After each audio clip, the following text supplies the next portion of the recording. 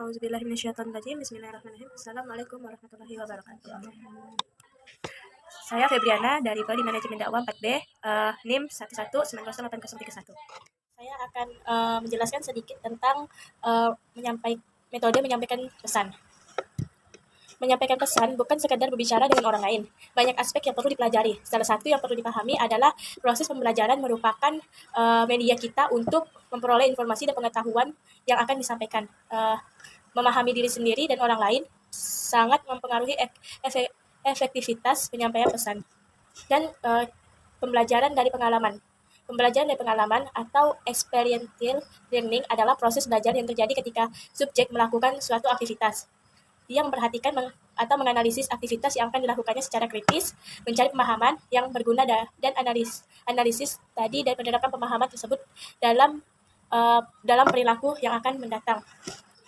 Nah, salah satu dari metode pembelajaran pengalaman ini adalah pengalaman berstruktur, yaitu metode ini terjadi secara induktif antara 5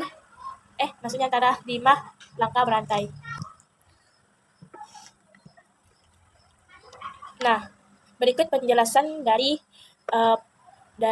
langkah berantai tadi, dari 5 langkah berantai tadi, yaitu yang pertama itu experiencing. Pada tahap ini, seseorang terlibat dalam bertindak atau berperilaku mengikuti pola tertentu, mengerjakan, mengamati, merasakan, memikirkan, atau menginginkan sesuatu. Dan yang kedua itu publishing, yang dimana pada tahap ini seseorang berbagi pengalaman atau melaporkan data kognitif, efektif, dan perilaku yang muncul karena pengalaman pada tahap sebelumnya. Proses ini dapat dilakukan secara lisan maupun tulisan, baik itu kelompok ataupun individual. Yang ketiga yaitu processing, yang dimana pada tahap ini seseorang menyusun kembali data-data yang telah dipublikasikan menjadi bentuk interaktif dan pola-pola yang terjadi dalam aktivitas yang dilakukan pada tahap pertama. Tahap ini adalah terpenting karena pada tahap ini seseorang memperhatikan pengalaman atau data mereka secara sistematik. Dan yang keempat itu ada generalizing, yang dimana yaitu dalam tahap ini seseorang membuat hipotesis dari data yang telah diproses, mencari relevansi data yang telah diproses dari apa yang telah dialami, dan memprosesnya pada kehidupan sehari-hari. Dan yang kelima itu ada applicing, yaitu di mana tahap ini merupakan jembatan antara saat ini dengan masa yang akan datang, antara pemahaman dengan rencana, penerapan tahap generalisasi dalam kehidupan yang sebenarnya. Dan selanjutnya itu bagian C, yaitu tentang membuka diri. Nah, tahap yang harus didahulukan yaitu mengenal diri. Nah, mengenal diri agar hubungan dengan orang lain lebih terbuka dan lebih dalam, maka langkah pertama yang harus dilakukan adalah berusaha untuk meningkatkan pemahaman diri dan mengubah pola perilaku yang tidak atau kurang efektif.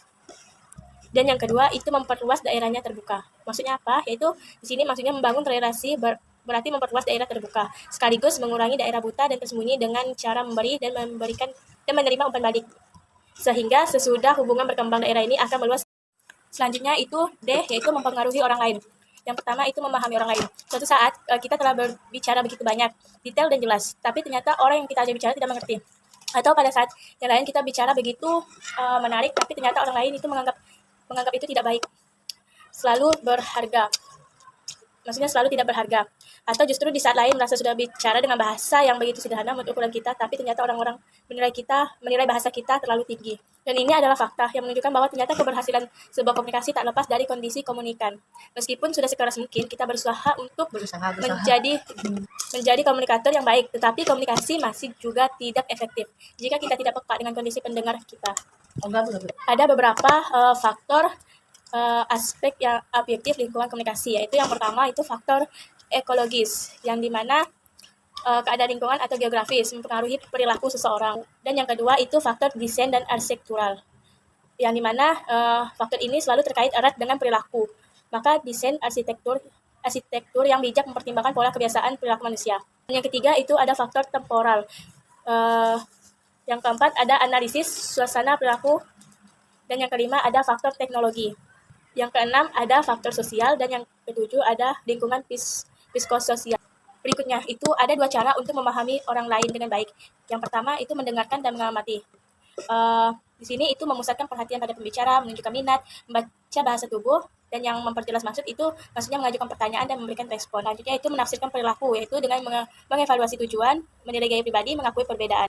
Selanjutnya itu ada persuasi yang efektif, yaitu yang pertama timbal balik. Orang cenderung sepakat untuk melakukan permintaan kita untuk dia bisa melihat ada keuntungan timbal balik yang bisa diperoleh. Jadi tunjukkan keuntungan timbal balik itu. Kedua itu ada kontras, yaitu bandingkan hal yang kita tawarkan dengan sesuatu yang kontras biar tampak menarik atau seperti iklan di TV. Dan yang ketiga teman. Maksudnya orang cenderung butuh teman dalam memutuskan sesuatu. Bila kebanyakan orang memilih A, maka kita tidak akan ragu untuk memilih A. Apalagi jika kebanyakan orang tersebut adalah orang yang mempengaruhi dalam hidup kita. Keempat itu harapan. Setiap orang pasti punya harapan dan berusaha mencapai harapan itu. Jika kita tahu harapan orang yang kita persuasi, maka akan sangat mudah untuk meyakinkan bahwa sesuatu yang kita bawa itu adalah hal yang menarik. Selanjutnya itu ada asosiasi, yaitu pada dasarnya manusia itu suka meniru dan ditiru, maka mengasosiasikan sesuatu dengan sesuatu yang lainnya. Misalkan contohnya itu idola akan menguntungkan. Nah, itulah sebabnya mengapa yang menjadi bintang iklan umumnya artis-artis terkenal dan banyak artis yang menjadi anggota legislatif. Yang kedelapan yaitu tentang kekuasaan, yang dimana penguasa biasanya akan ditaati oleh pengikut, makanya mengatasnamakan kekuasaan biasanya akan membuat persuasi lebih mudah diterima.